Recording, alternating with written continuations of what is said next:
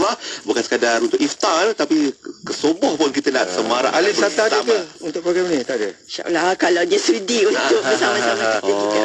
Kalau kita ada alif-alif yang lain juga insya-Allah. Boleh join sekali. Terima kasih banyak Puan Salina. Jumpa lagi insya-Allah Puan Salina dan juga tim KKN. Semoga berjaya untuk iftar KL tahun ini. Assalamualaikum. Terima kasih. Sama-sama. Alhamdulillah, itu dia. Semangat ni semua kena datang tiap-tiap minggu lah. Itulah. 3 hujung minggu kita bawakan Hari iftar ini KL. saya tak akan datang, kita nak semua cuba datang nanti lah. Okey, dan sama-sama mohon maaf sebarang kekurangan. Kita jumpa lagi esok, okey? InsyaAllah. Sehingga itu, Assalamualaikum warahmatullahi wabarakatuh. IKIM FM, inspirasi utama anda.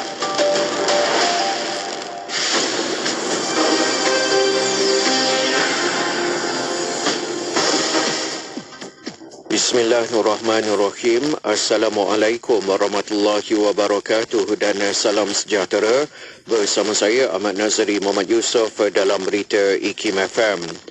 Kementerian Pendidikan Tinggi KPT dengan kerjasama pihak Universiti Teknologi Malaysia UTM sedang membangunkan Fakulti Kecerdasan Buatan AI pertama di Malaysia sebagai satu daripada usaha memenuhi keperluan semasa.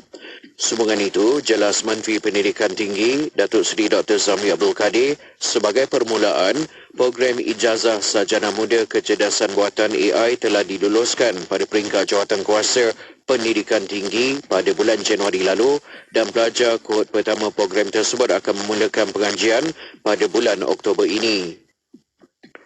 Kementerian Sumber Manusia KESUMA bersama Universiti Malaya UM sedang menjalankan kajian bagi merealisasikan penubuhan Suruhanjaya Pekerja Gig. Menteri Sumber Manusia Steven Sim Chee Kiong berkata, laporan interim berkaitan kajian berkenaan akan dibentangkan kepada Kabinet dalam tempoh 3 bulan akan datang.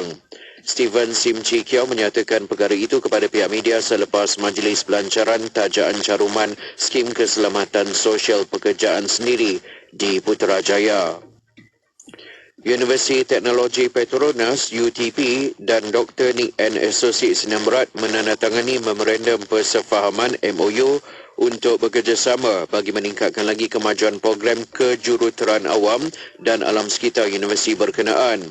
UTP menerusi satu kenyataannya memaklumkan bahawa kerjasama itu menandakan dedikasi kedua-dua buah institusi untuk memajukan ilmu pengetahuan dan memupuk inovasi dengan tumpuan khusus diberikan kepada bidang kejuruteraan awam dan alam sekitar. Sekian sahaja berita IKIM FM untuk edisi 10 pagi ini. Assalamualaikum warahmatullahi wabarakatuh dan teruskan kesetiaan anda bersama IKIM FM, inspirasi utama anda. Laporan berita tadi dari sumber bernama. Mari rebut peluang berwakaf kerana wakaf itu memberikan pahala berterusan. Bersama sertai program wakaf buku IKIM untuk diberikan kepada mereka yang memerlukan. Program ini memberi manfaat kepada pihak-pihak yang memerlukan buku-buku ilmiah seperti perpustakaan awam, perpustakaan sekolah tahfiz, perpustakaan universiti, pusat sumber masjid dan lain-lain. Sekiranya anda berminat untuk menyertai program wakaf buku IKIM ini, hubungi atau WhatsApp 011-5769-5400 untuk tahu kaedahnya.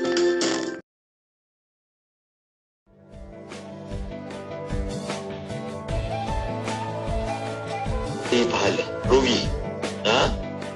Dan di sana ada orang yang beruntung walaupun dia tidur di atas katilnya, walaupun dia menunggang kuda ataupun menaiki kenderaan, dia bekerja di pejabat, bukan dia datang ke masjid, tetapi mereka ini mendapat pahala di sisi Allah. Contohnya kita datang bekerja setiap hari, daripada hari Isnin sampai hari Sabtu. Kalau DJ ni hari Ahad pun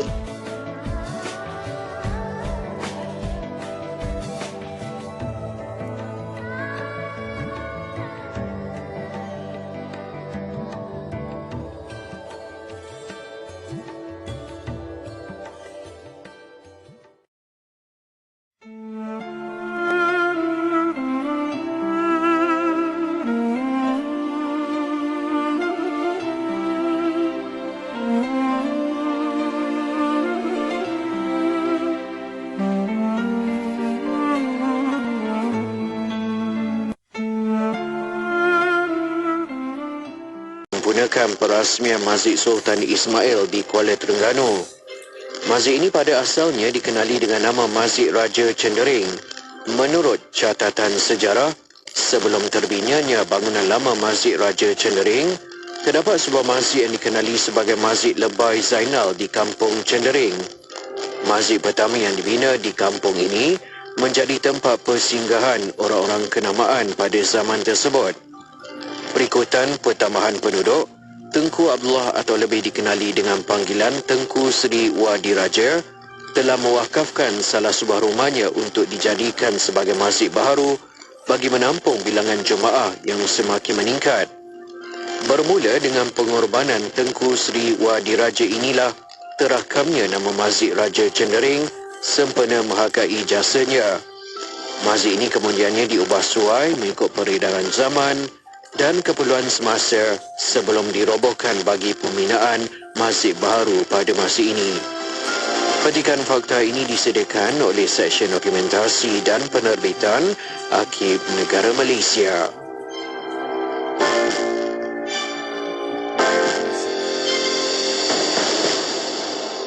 Allahumma inna naj'aluka fi nuhuri a'daina wa na'udhu bika min shururihim. Allahumma baddid shamlahum wa farriq jam'ahum wa shaddid kalimatahum wa zalzil aqdamahum wa sallit alayhim kalban min kilabik ya qahhar ya jabbar ya muntaqim ya Allah ya Allah ya Allah. Allahumma ya munzil al-kitab ya mujri as-sahab ya hazim al-ahzab ihzimhum ihzimhum ihzimhum wansurna alayhim.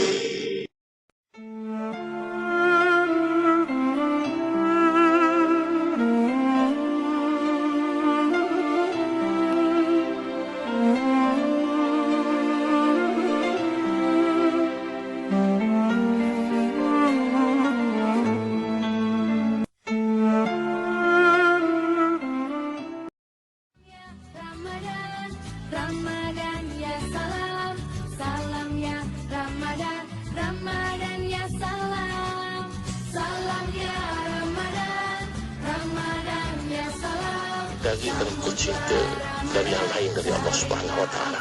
Bila sebut cinta ni banyak benda cinta Antara yang Allah sebut tentang perasaan cinta, zuyyina lin nasi hubbus syahawati minan nisa'i wal banin.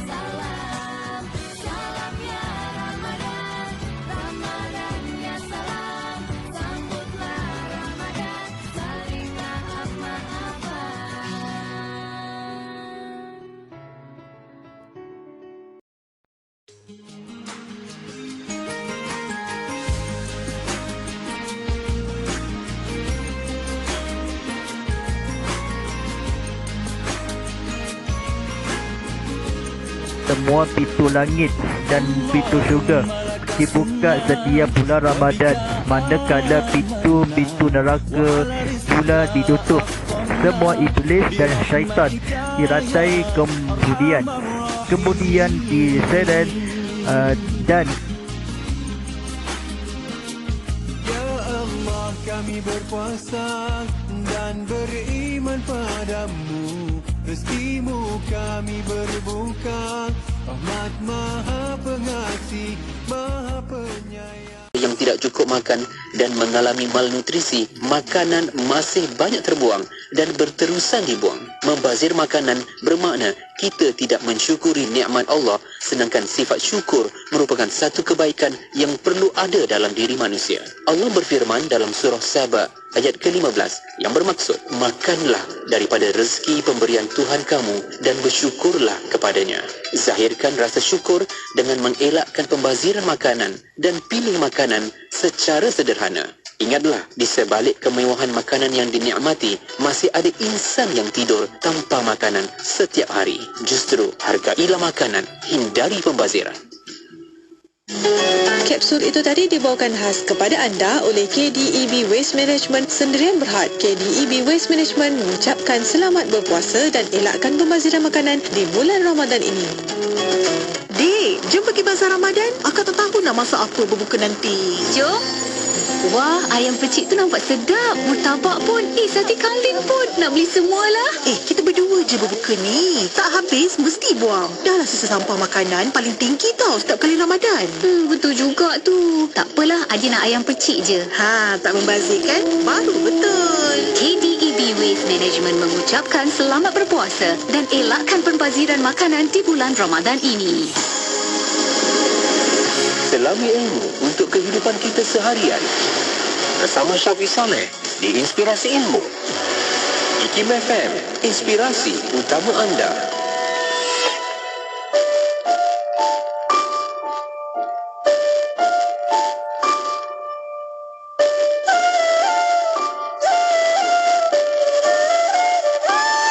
Marhaban ya Ramadan, bulan berkat, rahmat dan keampunan.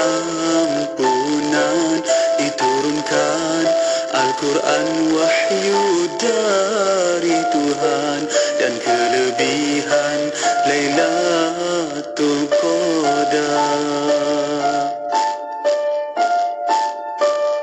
Puasa di siangnya menahan lapar lelah dan dahaga, mendidik jiwa turut merasa yang dirasakan mereka yang duka menderita.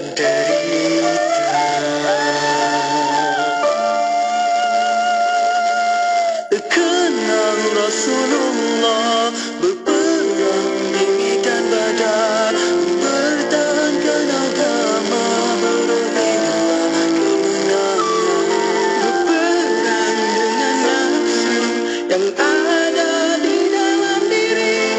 Dua jihad paling besar.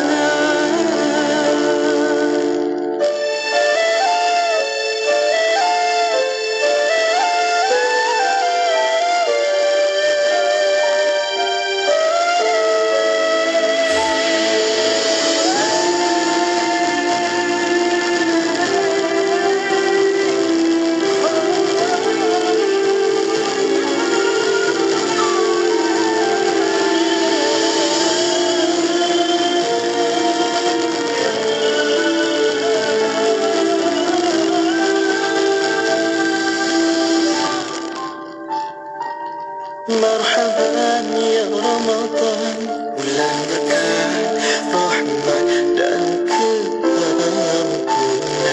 Diturunkan Al-Quran wahyu dari Tuhan, dan kelebihan Lailatul Qadar. Puasa di siangnya menahan lapar lelah dan dahaga, mendidik jiwa turut merasa yang dirasakan mereka yang duka menderita.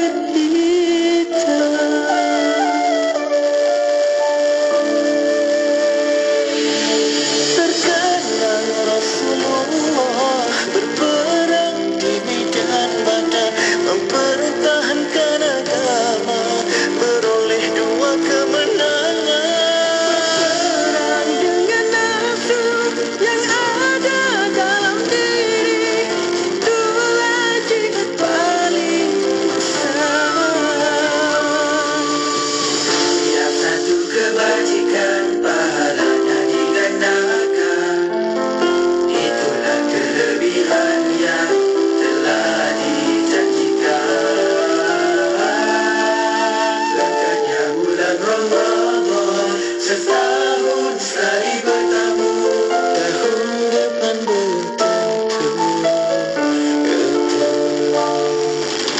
bulan Ramadan dengan Al-Quran karya Bestari. Terdapat lebih 40 variasi mushaf pelbagai saiz dan warna. Dilengkapi dengan tajuk berwarna, wakaf dan ibtidah, terjemahan perkata serta pelbagai lagi inovasi untuk memudahkan anda bertadarus pada bulan yang mulia ini. Al-Quran Multazam, Al-Harmain, Al-Kubra, Mujam dan banyak lagi yang tentunya mendapat kelulusan Kementerian Dalam Negeri. Dapatkan di kedai buku berhampiran dan www.karangcraftmall.com. Al-Quran karya Bestari, Al-Quran untuk semua. Raikan Ramadan ini dengan membaca buku terbaru terbitan IKIM, Fasting in Islam, Its Spiritual and Intellectual Significance. Dengan halaman-halaman yang penuh hikmah, anda akan pelajari konsep-konsep yang menyentuh hati. Dapatkan buku ini dengan harga RM25 sahaja di ikimniaga.my atau Shopee. Cari IKIM Jarak Niaga. WhatsApp 011-5769-5400 untuk bantuan. Dapatkan juga koleksi penerbitan IKIM berkaitan Ramadan dengan potongan harga sebanyak 40%. Mulai hari ini sehingga 4 April 2024. Temukan lebih banyak lagi tentang keindahan berpuasa dan kembangkan pemahaman anda. Wadah ilmu sepanjang hari, berkongsi santapan sanubari. Pastinya hanya di IKIM FM, inspirasi utama anda.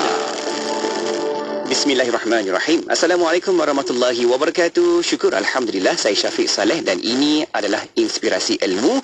Kita nak buka tirai sepenuhnya untuk bawakan kepada anda rancangan Tahsinul Ibadah. Jom tonton sekarang sebab dah pun kita buka secara langsung kita di platform media sosial, di Facebook juga di YouTube IKIM FM. Anda boleh berada di situ, like, komen, share dan kita boleh sama-sama bawakan sesi pertemuan ini untuk adanya sesi soal jawab bersama-sama dengan tetamu kita Al-Fadhil Ustaz Ahmad Lutfi Muharram. Jadi anda boleh hantarkan sekarang soalan anda, juga letakkan di bahagian ruangan komen tu ataupun di WhatsApp konti 011-290-004-004. Dan menerusi perkongsian kita pada kali ini, macam biasa nak sama-sama dengarkan lagi perkongsian dengan tetamu kita iaitu Al-Fadhil Ustaz Ahmad Lutfi Muharram yang dah pun ada bersama kita dekat talian kita di sini. Assalamualaikum Ustaz. Waalaikumsalam warahmatullahi wabarakatuh. Masya-Allah, apa khabar Ustaz? Alhamdulillah. Syukur Ustaz. Kita dapat lagi sama-sama bertemu Ustaz untuk siaran kita pada kali ini. Dan pasti kita pun orang kata apa Ustaz, kalau di awal setiap kali Saban waktu kita bersiaran ni Ustaz, pasti nak dengarkan lagi apa peringatan-peringatan dan pesanan-pesanan Ustaz sebelum kita nak memulakan sesi soal jawab ibadah kita kejap lagi. Ustaz, mungkin sebagai mukadimah awal Ustaz, silakan Ustaz. Assalamualaikum warahmatullahi wabarakatuh. Bismillah wassalatu wassalam ala Rasulillah wa ala alihi wa sahbihi wa man walah, amma ba'du. Terima kasih kepada DJ Syafiq, sama Ustaz, penerbit rancangan Tahsinul Ibadah. Seterusnya sidang pendengar IKIM yang dirahmati Allah Subhanahu wa taala. Para salihin, para awliya menyambut bulan Ramadan ini dengan penuh kegembiraan. Bukan dengan ketakutan kerana terpaksa berlapar di siang hari dan berdiri berjaga malam pada waktu malamnya. Tidak. Tetapi mereka menyambut bulan Ramadan dengan penuh kegembiraan. Daripada awal Sya'ban lagi, ternanti-nanti bilakah akan tiba bulan Ramadan. Saya ingin kongsi sepotong hadis Nabi SAW yang boleh menjadi panduan kepada kita bagaimana perasaan yang sepatutnya kita melalui Ramadan dengan perasaan tersebut. Yang pertama, iman. Yang kedua, ihtisab. Yang pertama, iman. Yang kedua, ihtisab. Nabi SAW bersabda, Man qama Ramadana imanan wa ihtisaban ghufira lahu ma taqaddama min dhanbi. Siapa yang dia berdiri malam, dia semayang tarawih, dia semayang qiyamul lail pada bulan Ramadan, yang pertama dalam keadaan beriman. Dalam keadaan beriman. Puasa ini adalah satu amalan yang menzahirkan keimanan seseorang. Kerana puasa ni amalan dia tidak ada sesuatu gerakan tambahan. Macam contoh, kita buat haji, kita buat umrah. Ada gerakan-gerakan yang kita buat yang menunjukkan kita sedang buat haji, yang menunjukkan kita sedang buat umrah. Kita solat misalnya, ada gerakan-gerakan yang menunjukkan kita sedang solat. Tetapi puasa ni sambil kita berjalan, kita sedang puasa. Sambil kita tidur, kita sedang puasa. Sambil kita bersembang dengan orang, kita sedang berpuasa. Sebab itu puasa ini adalah amalan yang ikhlas. Amalan yang ikhlas. Kerana apa? Kerana dia tak boleh nak ditunjukkan kepada manusia yang lain. Jadi orang yang berpuasa ini, dia berpuasa memang menunjukkan dia ni ada iman. Contohnya dia duduk dalam rumah dia bersendirian. Boleh saja dia minum air. Boleh saja dia makan, tak ada siapa nampak kan.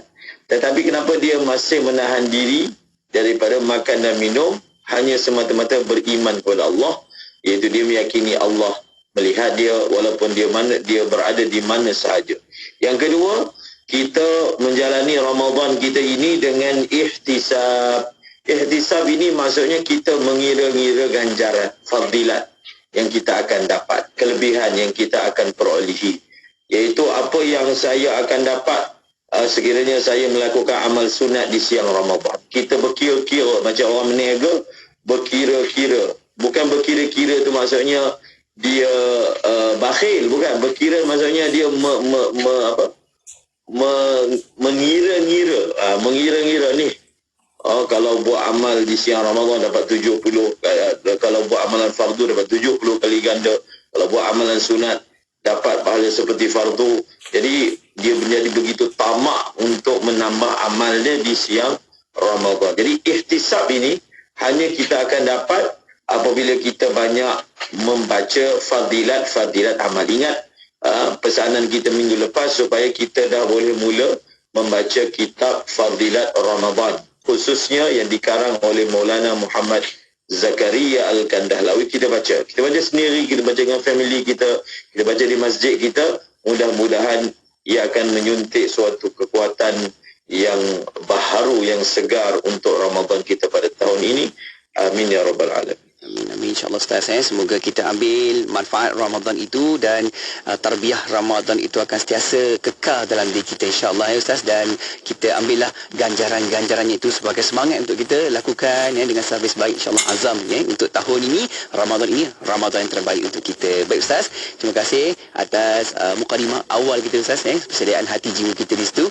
Dan pastinya banyak soalan juga yang berkaitan dengan puasa, berkaitan dengan Ramadan. Jom kita nak perhalusi satu persatu. Kalau sempat kita cuba bawakan sesi perbincangan ini, okey. Dan anda kalau hantarkan soalan ringkas, padat, kita cuba terus bincang-bincangkan lagi cepat, lagi banyak kita boleh sama-sama bincangkan dekat sini. Okey, di skrin kita dekat Facebook Live, di YouTube Live sekarang kita bawakan soalan. Okey, soalan pertama yang kita dapat di sini Ustaz.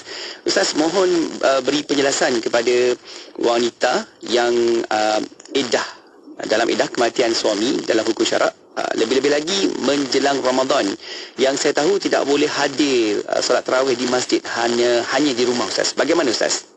Terima kasih kepada yang bertanya. Di dalam Al-Quran menyebut bahawasanya seorang wanita yang kematian suami dia, walladzina yatawaffawna minkum wa yadharuna azwajan yatarabbasna bi anfusihinna arba'ata ashhurin wa 'ashra. Yang kematian suaminya, dia akan menjalani iddah selama 4 bulan 10 hari. Yang ini disebut sebagai iddatul wafah. Iddatul wafah, iddah kematian. Dan iddah kematian ini adalah suatu ketetapan daripada syarak sebagai wanita itu menunjukkan kesedihan dia terhadap kematian suami dia. Yang pertama. Dan apabila seseorang perempuan itu berada di dalam iddah, maka dia perlu menjalani yang disebut sebagai ihdad. Apa maksud ihdad? Ihdad ni boleh kita katakan sebagai berkabung. Tidak boleh satu orang yang beriman dengan Allah ni, tak boleh untuk dia berkabung lebih daripada 3 hari, melainkan untuk suami dia. Jadi apa perlu dia lakukan ketika dalam iddah? Antaranya dia tidak boleh keluar daripada rumah dia tanpa ada sebarang keperluan yang bersifat mendesak. Tak boleh keluar daripada rumah dia, tak boleh tinggalkan rumah dia. Jadi berkaitan dengan melakukan amal di masjid ketika bulan Ramadan sedangkan dia berada di dalam iddah, betul jawapannya tidak boleh, kerana berada di masjid, melakukan amal di masjid adalah sesuatu yang bersifat sunat dan menjalani iddah itu adalah sesuatu yang bersifat wajib. Apatah lagi untuk melakukan amal tak terbatas hanya buat kat masjid. Kalau dia duduk di rumah pun dia boleh puasa. Kalau dia duduk di rumah pun dia boleh baca Quran. Kalau dia duduk di rumah pun dia boleh semayang tarawih. Maka tak perlu dia mengesali keadaan dia tak dapat datang masjid. Dia anggap begini, seperti mana sahabat-sahabat dia daripada kalangan kaum wanita yang pergi masjid itu atas dasar agama, atas dasar ibadah, maka dia duduk kat rumah pun ibadat juga. Seperti mana ada ibadat iktikaf dekat masjid, itu ibadat kan.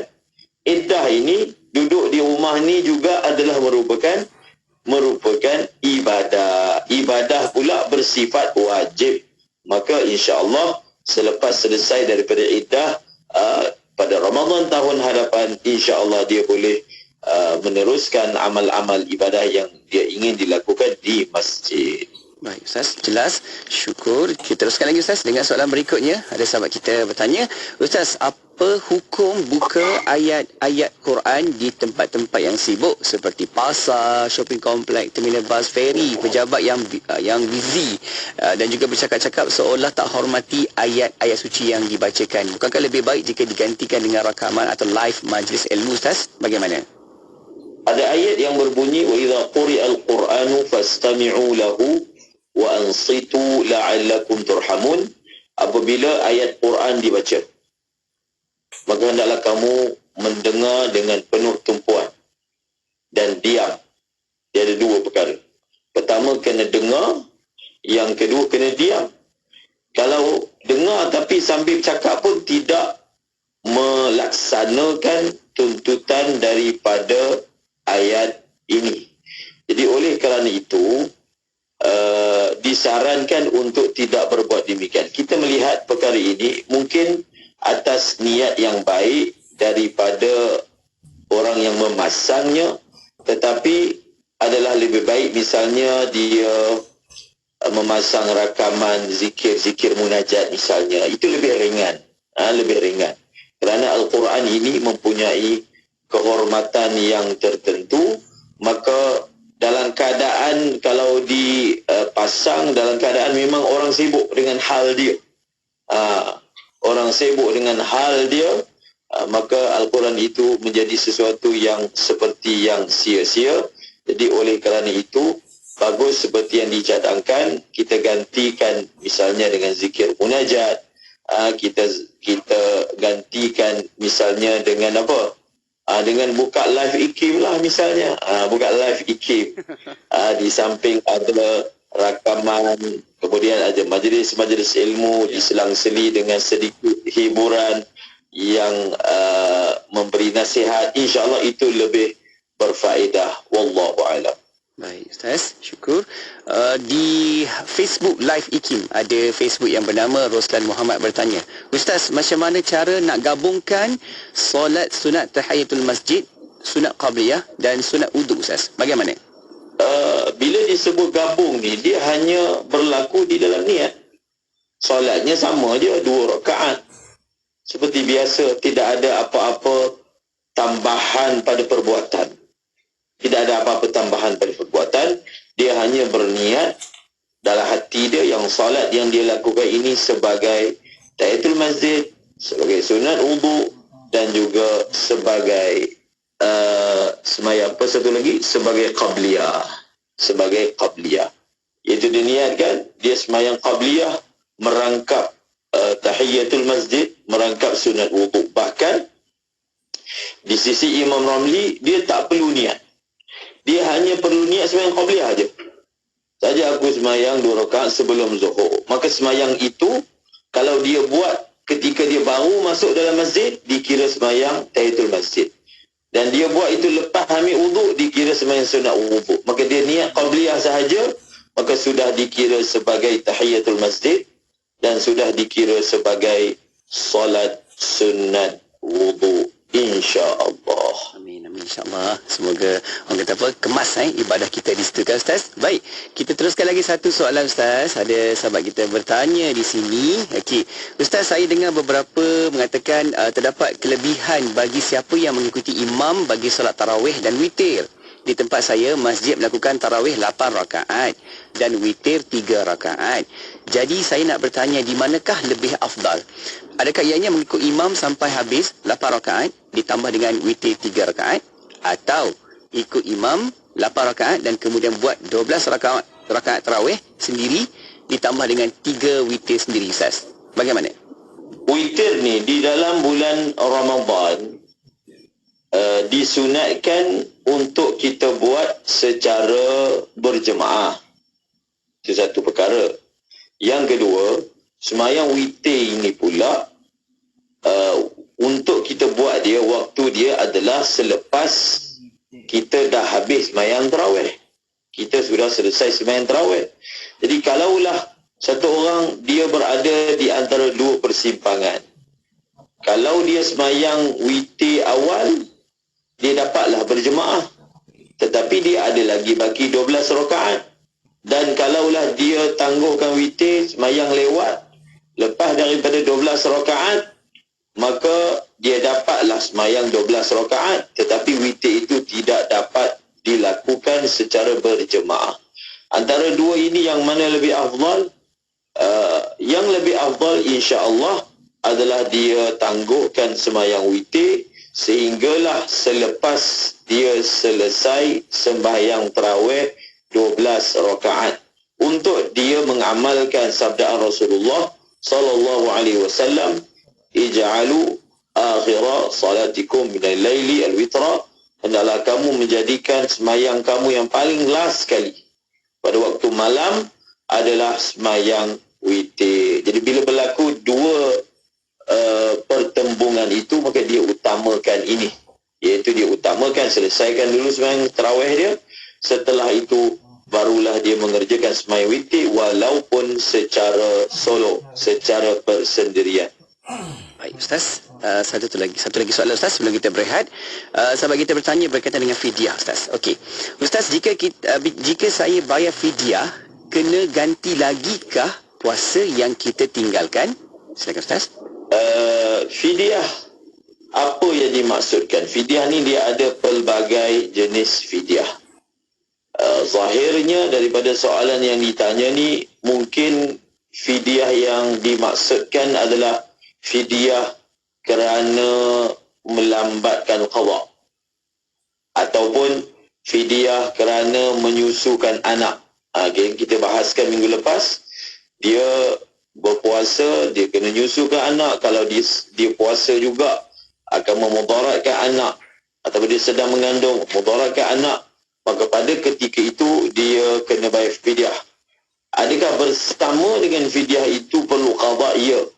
Bersama dengan fidyah itu dia perlu qada. Ada dua orang yang mana dia hanya perlu bayar fidyah saja dan tak perlu qada. Ada dua orang, dua kumpulan. Yang pertama adalah orang yang tak berpuasa kerana tua sangat. Dia punya tubuh ni dah tak larat dah untuk tidak makan, tidak minum atas faktor usia, yang disebut dalam bahasa Arab sebagai syaikhun fanin, orang tua renta ataupun tua bangka, tua sangat. Yang pertama. Yang kedua adalah orang yang sakit. Orang yang sakit dengan penyakit yang la yurja bar'uhu, yang tidak ada harapan sembuh. Menurut orang yang berkeahlian, dia ni jenis penyakit ni tak boleh makan, tak boleh berpuasa. Dan penyakit ni pula kebiasaannya ni payah nak sembuh ataupun tiada harapan lagi sembuh. Kalaulah orang yang meninggalkan puasa termasuk dalam salah satu daripada dua golongan yang saya sebutkan tadi, maka dia bolehlah apa? Dia bolehlah untuk membayar fidyah sahaja tanpa perlu mengqadanya. Baik, syukur Ustaz faham di situ. Alhamdulillah. Dan Ustaz, kita nak berehat seketika. Kita akan kembali lagi selepas ni dengan pelbagai lagi soalan-soalan yang kita dapat. Terus hantarkan soalan anda ringkas padat ke talian WhatsApp konti 0112900404 mahupun boleh letakkan soalan pertanyaan anda itu di bahagian ruangan komen dekat Facebook Live, di YouTube Live IKIM FM. Ustaz, kita berehat seketika Ustaz. Kita akan kembali selepas ni insya-Allah. Untuk anda kekal bersama IKIM FM, inspirasi utama anda. Di dalam pekerjaan barangkali kita melihat ada rakan sekerja kita yang punyai sedikit kerja tetapi lebih dari segi pendapatannya. Begitu juga ada orang yang barangkali mendapat sesuatu pekerjaan yang mudah, tidak seperti kita, agak sedikit payah. Ini adalah sesuatu yang lumrah barangkali melihat di atas pencapaian pendidikan ataupun akademik kita, ataupun ada sebab-sebab yang tertentu. Apa yang perlu ialah biar kita buat apa yang diamanahkan kepada kita itu dengan baik. Yang namanya barakah itu bukan hanya dinilai dari segi banyaknya gaji, tingginya pangkat, tidak, tetapi barangkali seorang itu mendapat barangkali gaji yang sederhana tetapi bahagia kehidupannya, rumah tangganya menjadi tenang, anak isteri dan yang lain mengikut katanya, itu juga adalah suatu kebahagiaan yang dia kecapi walaupun barangkali dengan sedikit ataupun sederhana pendapatannya.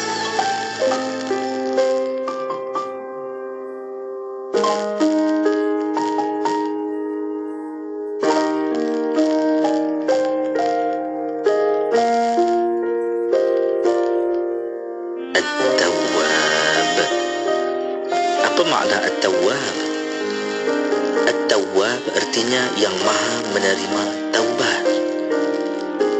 Kita ini pentaubat. Dia maha menerima.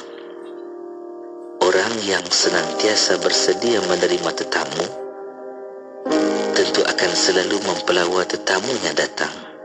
Hal yang sama, lebih hebat pada Allah, kerana dia sentiasa menanti saat kita memohon, Ya Allah, aku bertaubat padamu. Ketika itulah dia berkata, akulah yang namanya At-Tawwab. Aku, kata Allah, adalah seperti mana yang kamu gambarkan diriku, maka itulah aku. Kalau kita menggambarkan Allah dengan At-Tawwab, yang sentiasa menerima taubat, insya-Allah Allah akan pandang kita dengan wajah yang sentiasa meredai atas kita.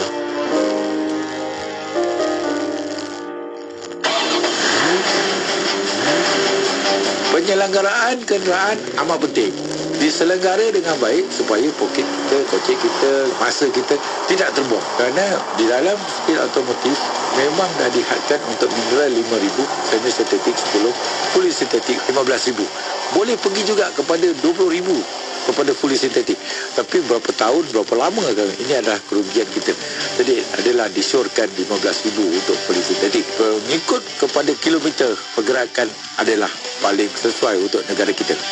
Jadilah pemandu bijak, kocek selamat, jiwa selamat, harta selamat. Keselamatan diutamakan. Nak dengar rancangan santapan jiwa untuk kehidupan? Semuanya ada di IKIM FM. Inspirasi utama anda. Kembali bersama IKIM FM, inspirasi utama anda. Saya Syafiq Saleh, teman-teman kan di rancangan Tahsinul Ibadah. Jom tonton sekarang di Facebook Live, di YouTube Live, sebab kita ada secara langsung dekat situ bersama-sama dengan tetamu kita Al-Fadhil Ustaz Ahmad Lutfi Muharram. Kita bincang kali ini sesi soal jawab ibadah. Jadi boleh terus hantarkan soalan pertanyaan anda. Okey, saya nak ke Facebook Live IKIM FM. Ada sahabat kita berikan banyak soalan juga ni Ustaz. Okey, antara soalan yang kita dapat dekat sini, mari kita tengok dekat sini. Okey, dari Ruby Abu Bakar, itu nama Facebook beliau. Okey, soalannya, Ustaz, kalau seorang anak dia nak qada puasa arwah mak atau arwah ayahnya, tetapi dia tak ingat berapa jumlah yang nak kena qada itu. Boleh ke ganti dengan fidyah saja, Ustaz? Sama ada qada ataupun fidyah, kedua-duanya memerlukan bilangan. Sama sahaja. Kalau kita nak bayar fidyah pun, kita kena tahu berapa hari yang dia ataupun mereka tertinggal. Apabila seseorang meninggal dunia, dia mempunyai hutang puasa, boleh dibuat untuk dia dua perkara. Salah satu, sama ada berpuasa untuknya atau membayar fidyah untuknya. Jadi kalaulah kita tak ingat, kita buat macam ni. Kita buat dengan jalan ihtiyat, iaitu kita ambil suatu anggaran lah. Kita kata anggaran ini kita andaikan bahawasanya mereka berdua ni kalau ada tinggal puasa pun dia tak sampai melebihi bilangan ini. Maknanya bilangan dia tu mungkin paling banyak pun 5 tahun. Contoh, 5 tahun tu berapa hari? Kita ambil lah paling banyak 30 hari kali 5. Jadi berapa? Jadi 150 kan? 150, maka keluarkanlah 150 cupak. Ataupun kita rasa macam ada juga, kita bayar lebih, 200 cupak. InsyaAllah, yang lebih itu dikira sedekah. Yang berapa cupak sebenar itu dikira sebagai fidyah. Okey, baik, jelas Ustaz. Sedikit berkaitan dengan fidyah, soalan tambahan Ustaz. Din Ahmad bertanya, Ustaz, boleh tak tiap kali kita bersedekah kita niatkan bayar fidyah? Bagaimana Ustaz? Dia fidyah ni, dia adalah ibadat khas, ibadat bersebab kita panggil. Ibadat bersebab. Kerana sebab apa, misalnya ada hutang puasa, kerana sebab lambat mengqadhakan puasa, barulah ada fidyah. Tetapi kalau kita tak ada apa-apa sebab, ibadat fidyah tu tak ada. Oleh kerana itu, kalau seseorang itu dia nak bayar fidyah, dia mesti ada sebab, baru dia benda tu jadi fidyah. Kalau tidak, dia hanya akan jadi sedekah semata-mata. Fidyah ni hukumnya wajib. Fidyah ni hukumnya adalah wajib. Dan sedekah hukumnya adalah sunat. Maka untuk dia nak bayar sebagai fidyah, dia kena pasti memang ada sebab fidyah yang dia perlu bayar. Satu lagi soalan Ustaz di talian WhatsApp, ada yang bertanya. Okey, Ustaz, saya pernah dengar jika ada solat yang perlu dia qada, lebih afdal untuk qada berbanding buat solat tarawih. Adakah saya perlu selesaikan qada solat dulu baru solat tarawih? Bagaimana Ustaz? Betul. Perlu selesaikan qada sembahyang fardu dahulu, kemudian barulah kita sembahyang tarawih. Kalau dia nak ambil suasana sembahyang tarawih juga, dia sembahyang belakang orang yang sembahyang tarawih dan dia qada sembahyang subuh. Dia niat sembahyang subuh 2 rakaat belakang imam sembahyang tarawih, dia dapatlah juga suasana sembahyang secara berjemaah. Ataupun semua sembahyang qada itu dia buat secara bersendirian sahaja, terpulang kepada dia. Okey Ustaz, kita nak ke soalan yang berikutnya di talian WhatsApp juga di situ. Kita tengok soalan dia. Okey, saya ibu berumur 65 tahun dan ada anak perempuan 35 tahun. Kami berdua janda.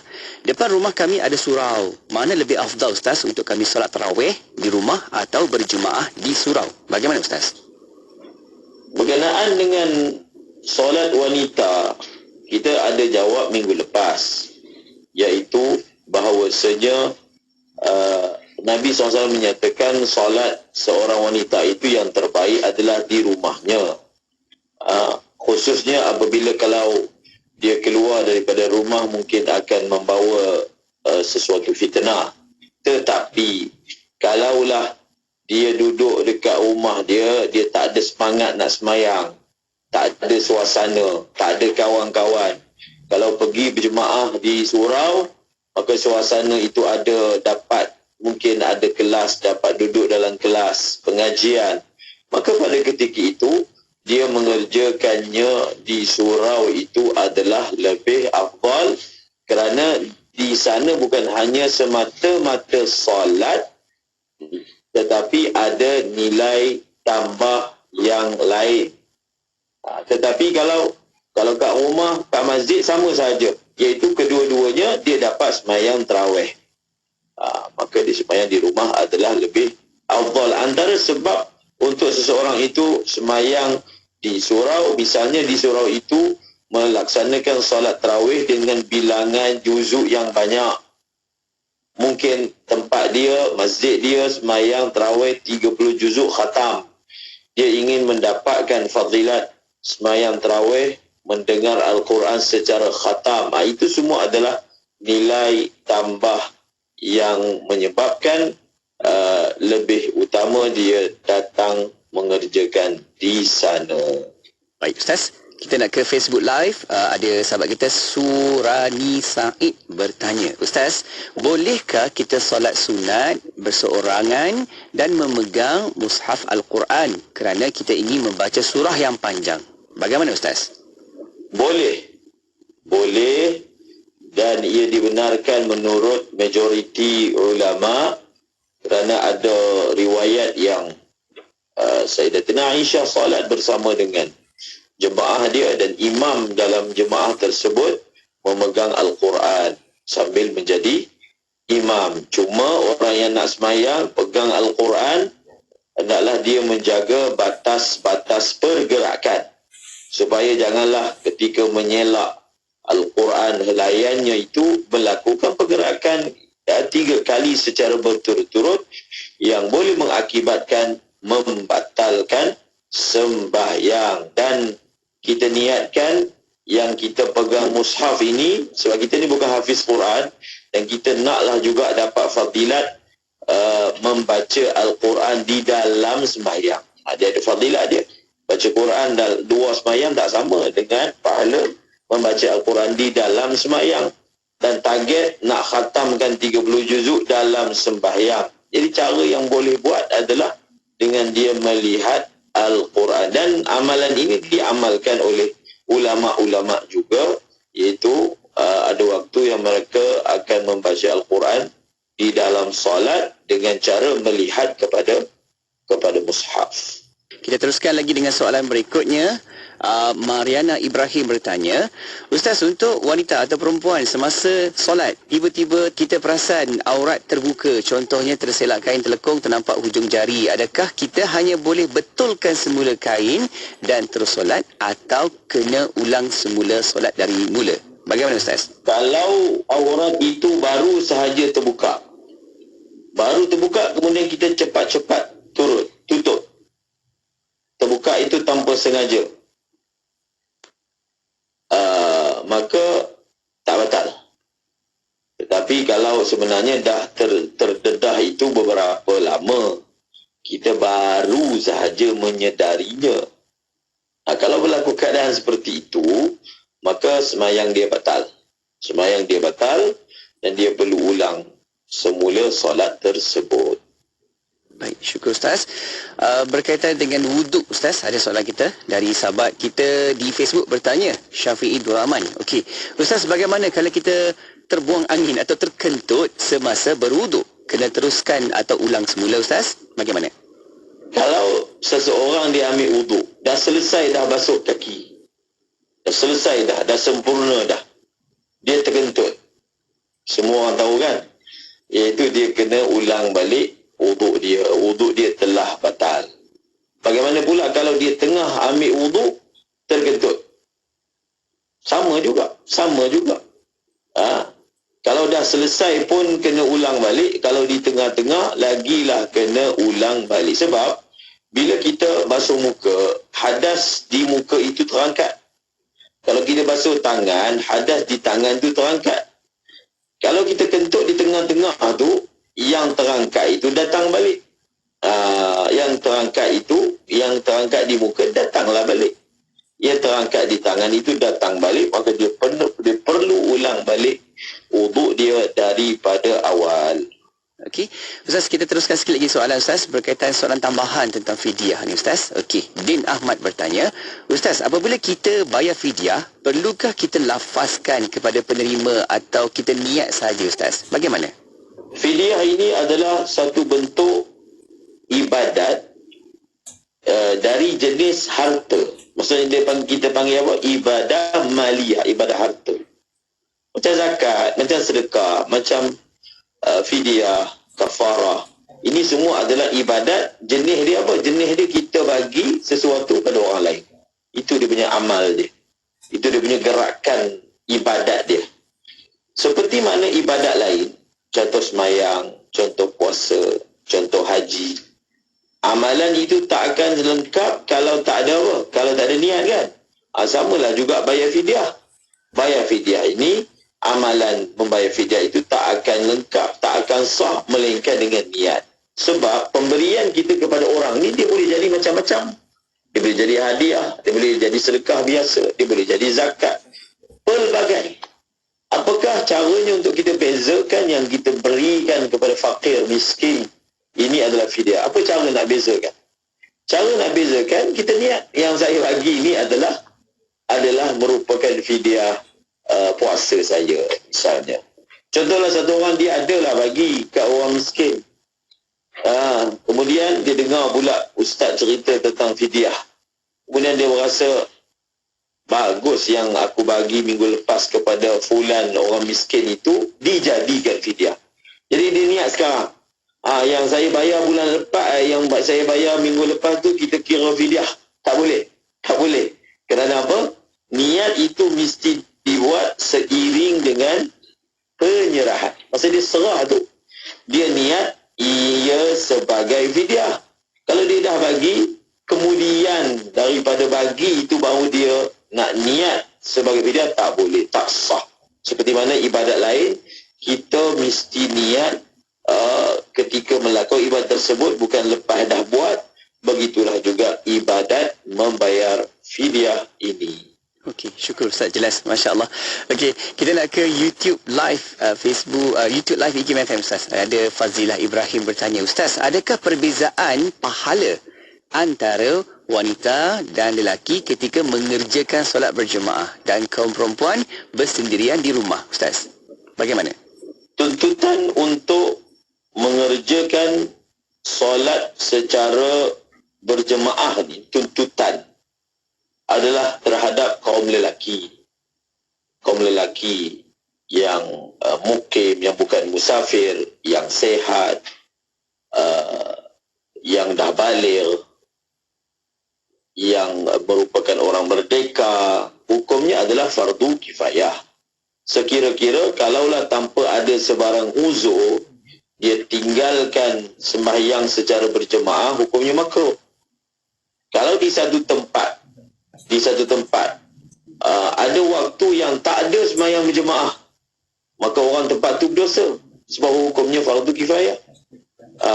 Selalunya berlaku bila? Selalunya berlaku Allahumma salli ala Sayyidina Muhammad, iaitu sembahyang zuhur, sembahyang asar. Ada sebahagian tempat sembahyang zuhur, sembahyang asar tak ada, kosong.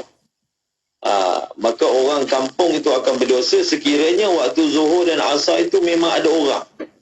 Ada tempat zuhur asar tak ada orang pergi kerja.